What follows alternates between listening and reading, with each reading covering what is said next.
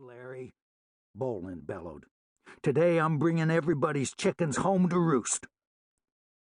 A few feet behind him, to his left, one of Boland's gunman pals, Albert McClinton, looked sidelong at Vincent Holmes and whispered, "What the hell is he talking about?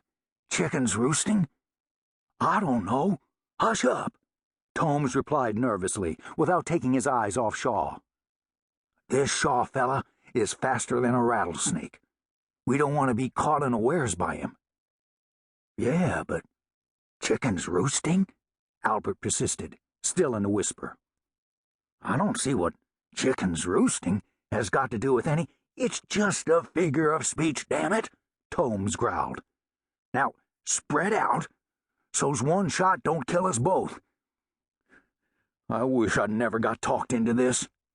"That goes double for me," McClinton murmured. "Okay, there's 3 of them." Shaw grinned to himself. Good. Maybe these 3 were the ones who would do it. Maybe this would be the day the Undertaker closed the lid over his face and lowered him into the ground forever. Mexico, eh? So this was where it would happen. He cut a glance across the wide street, seeing colorful banners and streamers fluttering on a breeze in front of the American consulate building a block away. Mexico would do, he told himself. He'd always liked Mexico. Rosa was from Mexico, not far from here. That was good enough for him. Ah, Rosa. Dear, precious Rosa, he said silently to his deceased wife, partly closing his eyes. For a numb, drunken moment, he felt a deep joy sweep over him. Was she here? Could she see him? He hoped so. God, he hoped so.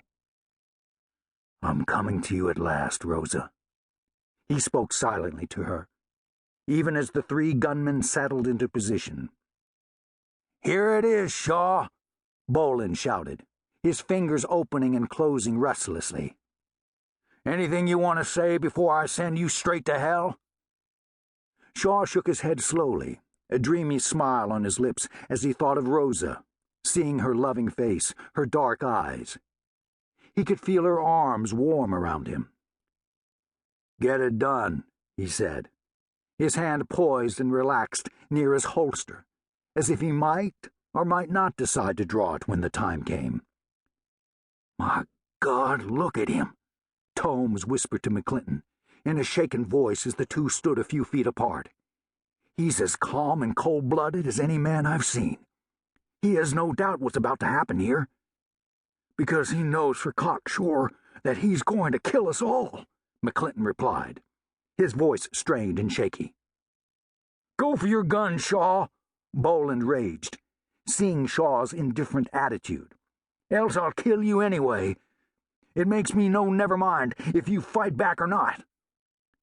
Still wearing his drunken, reposed smile, Shaw slapped his hand to his gun butt. Instantly, Boland made the same move, his Colt coming up cocked and firing, as Shaw's hand seemed to stick to his holstered gun. McClinton and Holmes stood stunned, not believing their eyes, as Boland's bullet punched Shaw on the right shoulder. The drunken man pitched forward, unfazed by the gunshot wound, and landed passed out cold, face down in the dirt. "Watch it, Boland," Holmes warned, sidestepping away with his gun drawn and ready to fire. "It's just a ploy." "A ploy?" Titus Boland cut Holmes a disgusted look as he advanced toward Shaw, who was lying limply in the street. "This is no ploy. He's hit. I nailed him fair and square."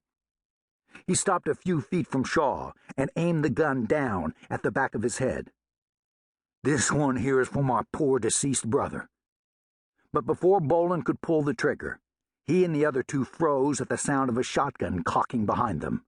"Drop your guns, hombres," a voice said with urgent determination.